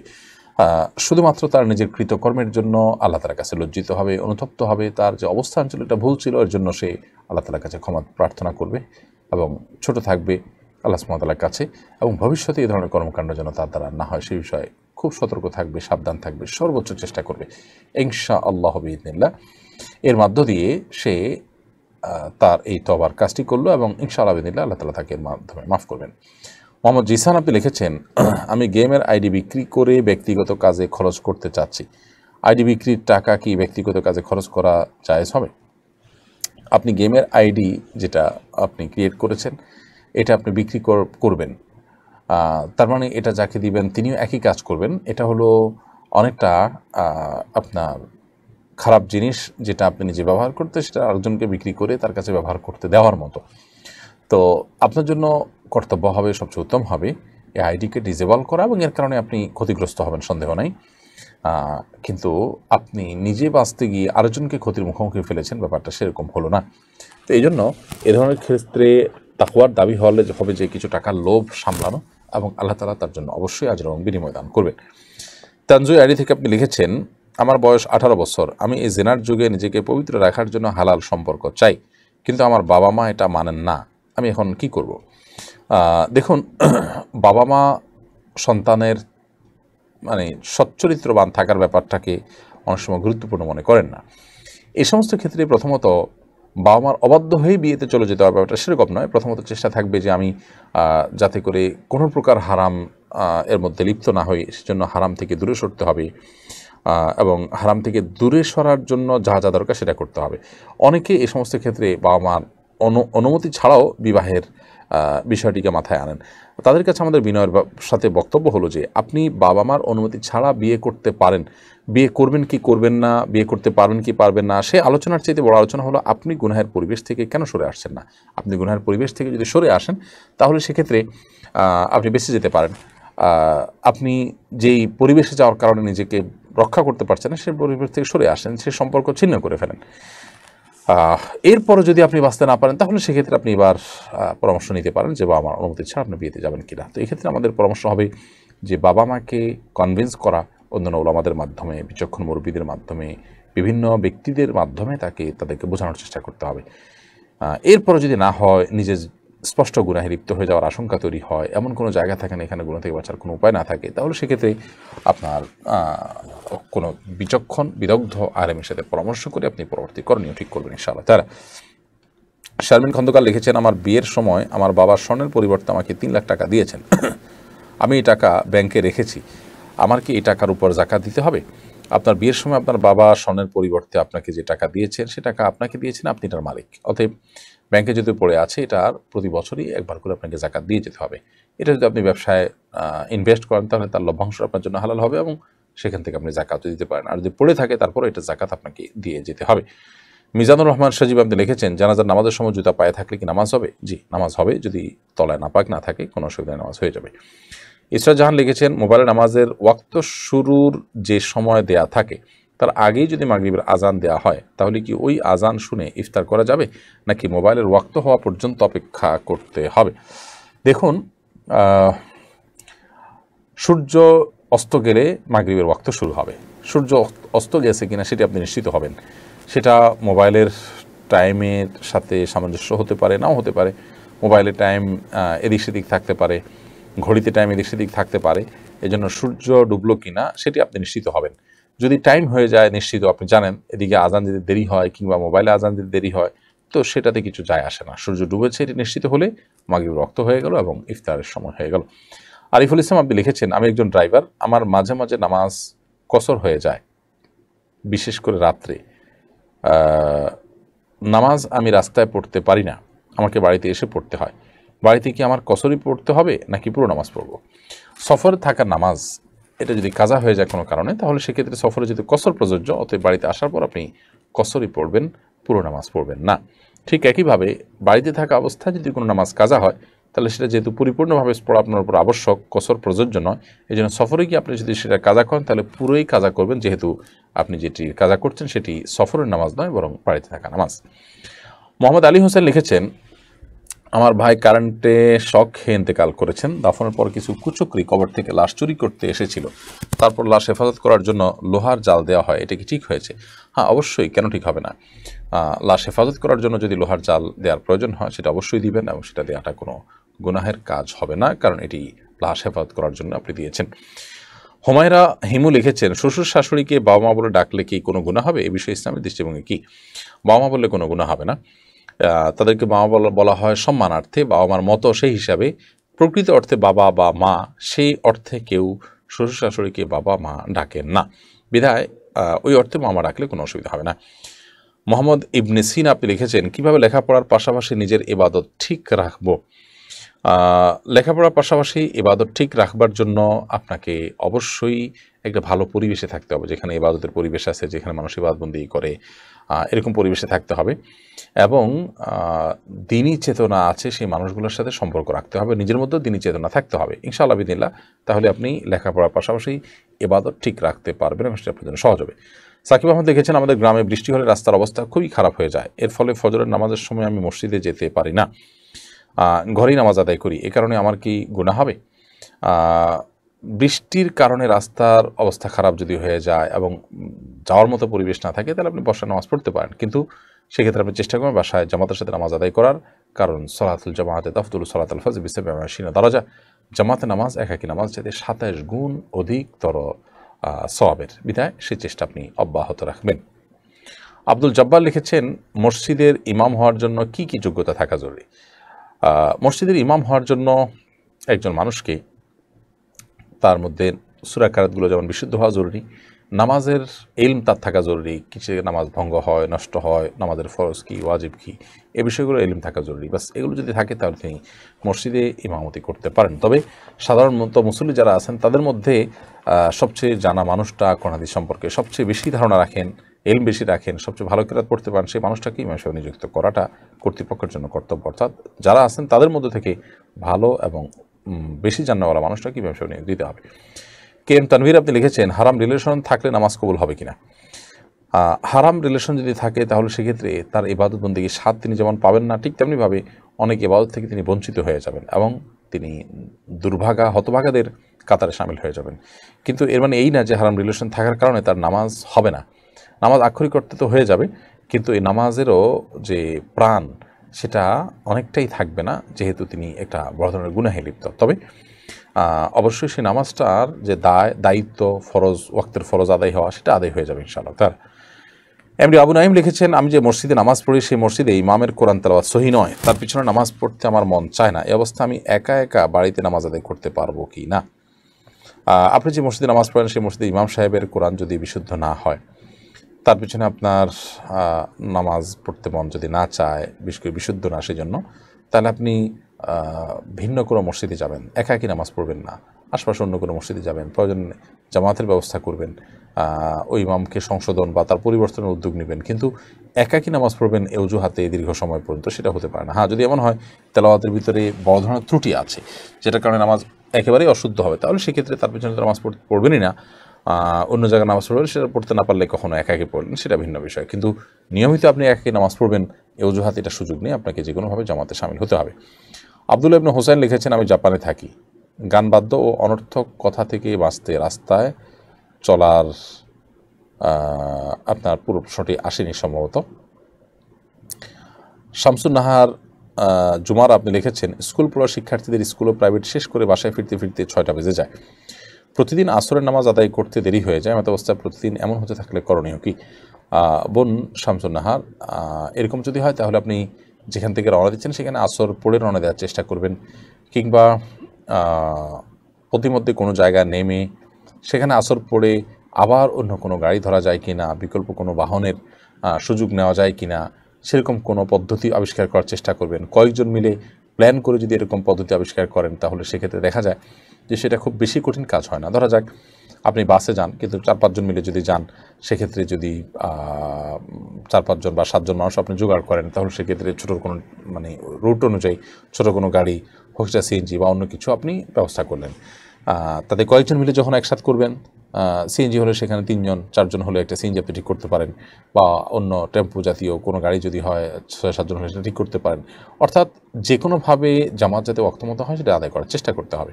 নিয়মিত আপনি একেবারে শেষ মুহূর্তে গিয়ে আসর পড়বেন সেটা অনুচিত হবে। হ্যাঁ, যদি আপনার কাছে কোনো উপায় একান্ত না থাকে তাহলে নামাজ তো হয়ে যাবে 6টা পড়লে, যেহেতু ওয়াক্তের মধ্যেই হচ্ছে, কিন্তু দেরিতে পড়ার কারণে আপনার নামাজটা সুন্দরভাবে হলো না।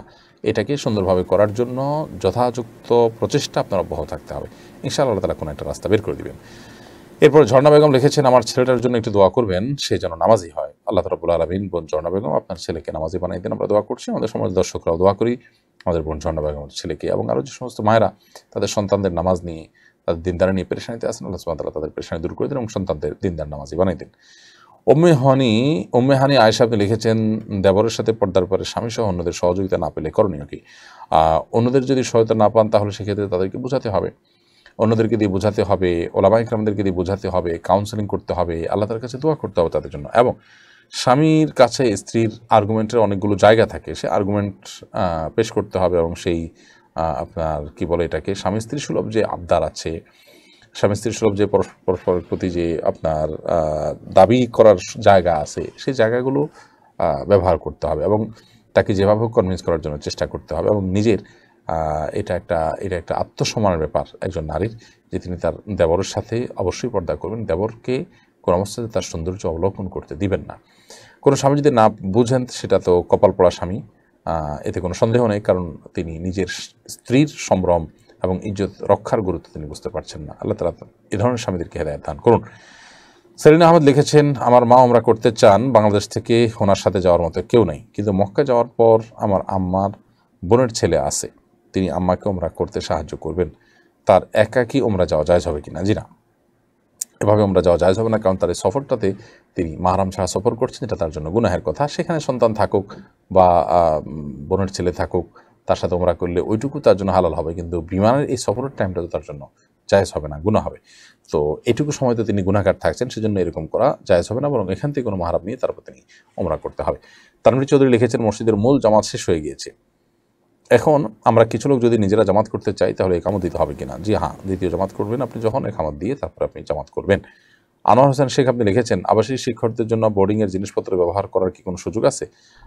আবাসিক শিক্ষকরা মাদ্রাসার শিক্ষা প্রতিষ্ঠানের যে সমস্ত ছাত্ররা যারা আপনার আবাসিক থাকেন তাদের জন্য জিনিসপত্র কেনা হয়েছে সেগুলো ব্যবহার করতে পারাটা নির্ভর করে যে কর্তৃপক্ষের সাথে তাদের কী ধরনের চুক্তি আছে। ধরা যাক আবাসিক শিক্ষকদের জন্য খাবারের ব্যবস্থা আছে, তাহলে ছেলেদের সাথে তারাও খাবেন। ধরা যাক আবাসিক শিক্ষকদের জন্য আপনার আবাসিক ছাত্রদের বা আবাসনের জন্য বা যারা আপনার হোস্টেলে থাকছেন তাদের জন্য যেই অ্যারেঞ্জমেন্ট আছে সেটা যদি ব্যবহার করার অনুমতি কর্তৃপক্ষ দেন তাহলে সেটা তারা ব্যবহার করতে পারেন। সেটা যদি না হয় তাহলে সেক্ষেত্রে তারা আবাসিক থাকছেন সেজন্য তাদের মন মতো কোনো কিছু নিয়ে নিলেন, ব্যবহার করলেন একান্ত ব্যক্তিগত কাজে, যেটা না কর্তৃপক্ষ জানেন, না তাদের জন্য অনুমতি আছে, তাহলে সেটা কিন্তু জায়েজ হবে না। এই জন্য বিষয়টা ভ্যারি করে। আপনি কোন পরিস্থিতিতে আছেন এবং কী ব্যবহার করছেন তার উপরে। ফয়সাল আহমেদ লিখেছেন, কেউ যদি কোনো প্রতিষ্ঠানের চাকরির পাশাপাশি আলাদা ব্যবসা করে কিছু অর্থ উপার্জন করতে চায়, তাকে জায়েজ হবে নাকি প্রতিষ্ঠানকে জানিয়ে করতে হবে? আপনি ডিউটির মধ্যে যদি করেন তাহলে অবশ্যই জানিয়ে করতে হবে, কারণ ডিউটির সময়টা আপনার কাছ থেকে তারা কিনে নিয়েছে বিশেষ কিছু সুযোগ সুবিধা এবং স্যালারি ইত্যাদির বিনিময়। সেটা না করে আপনি ডিউটির সময় যদি ব্যবসা করেন তাহলে সেক্ষেত্রে অবশ্যই তাদের হক নষ্ট করছেন, সেজন্য আপনি গুনাহগার হবেন, এই জন্য তাদেরকে জানিয়ে নিতে হবে। এবারে শাহজাহান লিখেছেন, সফরের সময় জুমা পড়তে না পারলে কি করব? সফরের সময় জুমা পড়াটা ফরজ নয়, মুসাফির অবস্থায় আপনি জোহর পড়লেও চলবে। অতএব আপনি জুমা পড়তে না পারলে আপনি জোহর পড়বেন ইনশাআল্লাহ বিদিনা, তাতেও আপনার দায়িত্ব আদায় হবে। এরপরে প্রশ্ন করেছেন মাসুম বিল্লাহ, আপনি লিখেছেন, বিয়ের কালিমা পড়ে শরীয়ত মোতাবেক বিয়ে হয়ে গেলে মেয়ের পিতামাতা তার মেয়েকে ছেলের হাতে রুখসত না দিলে কি শারীরিক সম্পর্ক করা বৈধ হবে? বিয়ের আগদ যদি হয়ে যায়, দুজন সাক্ষীর সামনে বিয়ে পড়া হয়ে গেছে এবং আপনার মোহর ধার্য ছিল, সব কিছু যথারীতি আলহামদুলিল্লাহ হয়েছে, এরকম যদি হয় তাহলে সেক্ষেত্রে আর মা বাবার উঠায় দিল কিনা, যেটাকে রুখসত দেওয়া বলে, উঠায় দেওয়া বলে, এরকম অনেক কথা বলে এক অঞ্চলে, অর্থাৎ আনুষ্ঠানিকভাবে ছেলের বাড়িতে তুলে দেওয়া, এটার উপর ছেলে মেয়ের শারীরিক সম্পর্ক করাটা বৈধ হওয়াটা নির্ভর করে না। বরং আগদ হয়ে গেছে, দুজন সাক্ষীর সামনে প্রস্তাব এবং সম্মতি হয়েছে, আলহামদুলিল্লাহ তারা স্বামী স্ত্রী হয়ে গেছে, এখন তাদের মধ্যে শারীরিক সম্পর্ক করা জায়েজ হবে মৌলিকভাবে। এমনি মুসা হলাদার কুয়াকাটা এআইডি থেকে আপনি লিখেছেন, ঘুমে থাকা অবস্থায় যদি ফজরের নামাজের সময় চলে যায় তাহলে কি গুনাহ হবে? ঘুমে থাকা অবস্থায় ফজর নামাজ চলে গেছে, কালে ভদ্রে হঠাৎ এরকম হলো যে ঘুমতি গভীর হলো কোনো ওষুধের কারণে বা অন্য কোনো কারণে, তাহলে সেক্ষেত্রে গুনাহ হবে না, যেহেতু এটা ইচ্ছার বাইরে।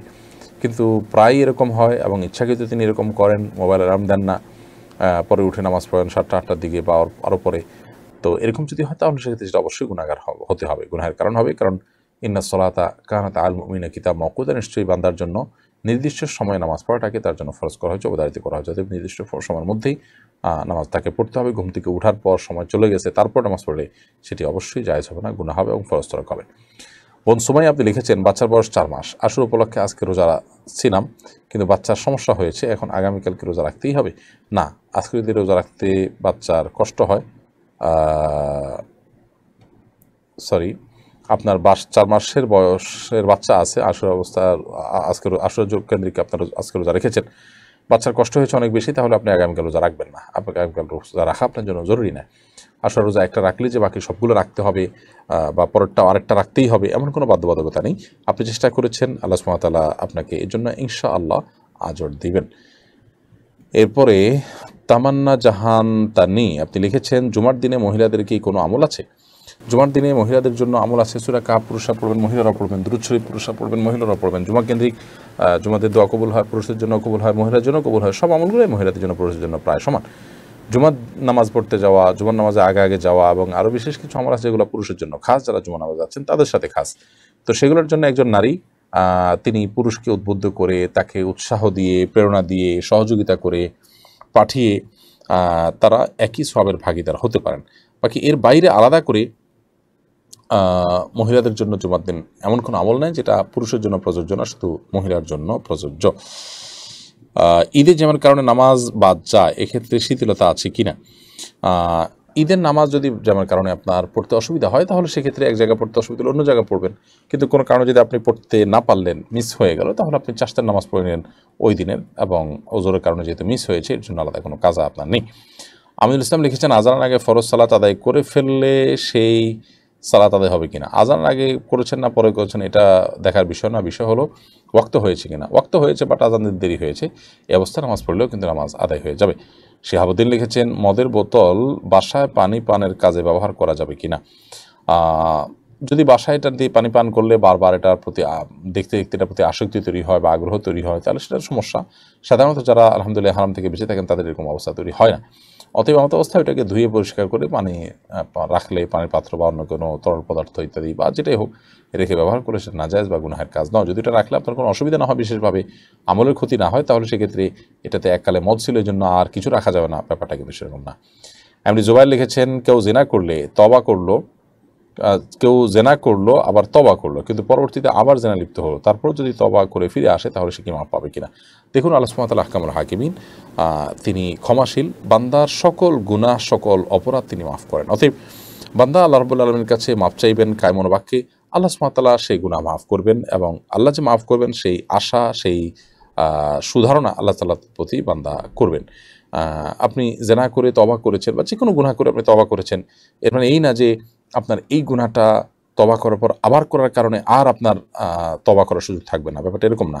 বরং ইমানদার হিসেবে আপনি অবশ্যই তবা আপনার অব্যাহত রাখবেন এবং একের পর এক আপনি কিন্তু তবা করতে থাকবেন। তাহলে ইনশাআল্লাহ বিইذনিল্লাহ আল্লাহ সুবহানাহু ওয়া তাআলার কাছে আপনি তবাকারীদের কাতারে শামিল হবেন। এবং তবা কিন্তু এরকম বিষয় না যে আপনি একবার করার পর সেটা ভঙ্গ হয়ে গেলে আর তবা ঠিক থাকে না, বরং আল্লাহ সুবহানাহু ওয়া তাআলার গুণবাচক নামগুলোর ভিতরে একটা হলো তাওয়াব, বারবার যিনি বান্দার তবা কবুল করেন। অতএব আপনি বারবার আল্লাহর কাছে তবা করবেন, আল্লাহ সুবহানাহু ওয়া তাআলা আশা করা যায় বারবারই আপনার তবা কবুল করবেন এবং আল্লাহ সুবহানাহু ওয়া তাআলা আপনাকে বারবার মাফ করবেন। বিধায় তবা করতে কখনো ক্লান্ত হওয়া উচিত না এবং আল্লাহ সুবহানাহু ওয়া তাআলা মাফ করবেন না এমনটি মনে করা উচিত না। এমডি আলমগীর হোসেন লিখেছেন, আমি অতীতে অনেক গুনাহ করে ফেলেছি, এখন আমি সঠিক পথে আসতে চাই, করণীয় কি? আগের গুনার জন্য লজ্জিত অনুতপ্ত হয়ে আপনি এখন নতুন জীবন শুরু করবেন, আল্লাহর কাছে সাহায্য চাইবেন, বাস এটাই আপনার করণীয়। এর মাধ্যমে আল্লাহ সুবহানাহু ওয়া তাআলার কাছে পূর্বের গুনাহগুলোর থেকে আপনি নিষ্কৃতি পাবেন এবং নতুন করে আপনি যাতে আর গুনাহ না হয় সেই চেষ্টা করবেন। এরপরে যদি হয়ে যায় আবারও আপনি তওবা করবেন, বিলম্ব করবেন না এবং বারবার তওবা করতে কখনো কার্পণ্য করবেন না। তবে পরবর্তী তওবা যেন পূর্ববর্তী তওবার চাইতে তুলনামূলকভাবে একটু স্ট্রং হয়, সেদিকটা আপনি খেয়াল রাখবেন। এমনি মুস্তাফিজুর রহমান লিখেছেন, বিড়াল লালন পালন করার কারণে কি বিশেষ কোনো ফজিলত আছে? বিশেষ ফজিলত বলতে সাহাবায়ে কেরাম বিড়াল লালন পালন করতেন, এটা ইসলামে জায়েজ আছে। একটা প্রাণীকে পোষা হয়, তাকে খাদ্য ইত্যাদি দেওয়া হয়, তো সবের কাজ। সে অর্থে আলাদা করে বিড়াল পালন করার জন্য বিশেষ কোনো ফজিলত এর বাইরে নেই। তবে বিড়াল ছাড়া অন্য আরও অনেক প্রাণী আছে যেগুলো আমরা বাসা বাড়িতে পালনযোগ্য, যেগুলো শরীয়তে জায়েজ আছে, সেগুলো আমরা লালন পালন করতে পারি।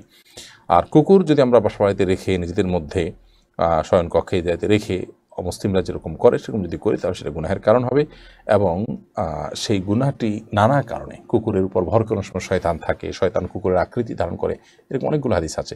এর মানে এই না যে কুকুর প্রতি আপনি সদয় হতে পারবেন না, সদয় হবেন।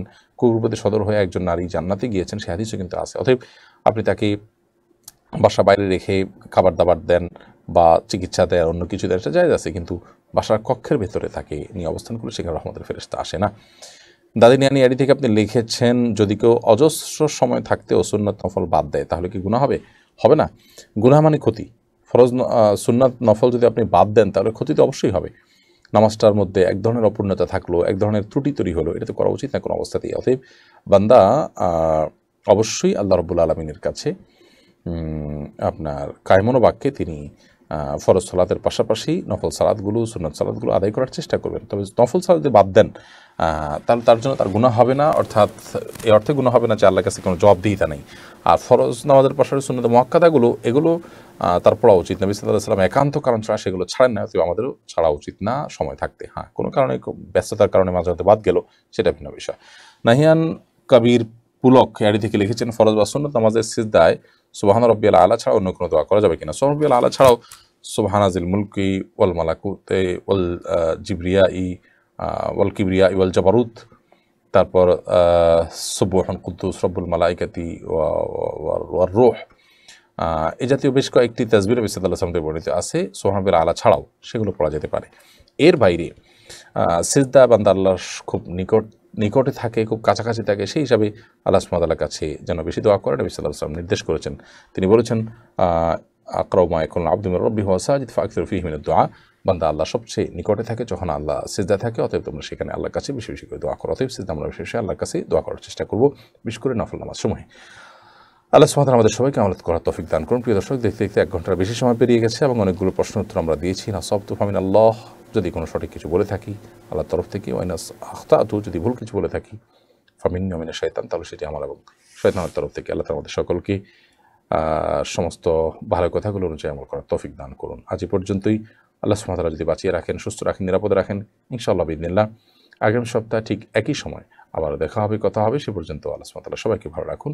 আজকে লাইভটি কিছুটা বিলম্বে শুরু করতে হয়েছে আমাদের যান্ত্রিক সমস্যার কারণে, সেজন্য আমরা ক্ষমা চেয়ে এখানে শেষ করছি। ইনশাআল্লাহ আগামী সপ্তাহে যথারীতি আমরা যথাসময়ে লাইভে হাজির হওয়ার চেষ্টা করব। জাযাকুমুল্লাহ খাইর। আসসালামু আলাইকুম ওয়া রাহমাতুল্লাহি ওয়া বারাকাতুহু।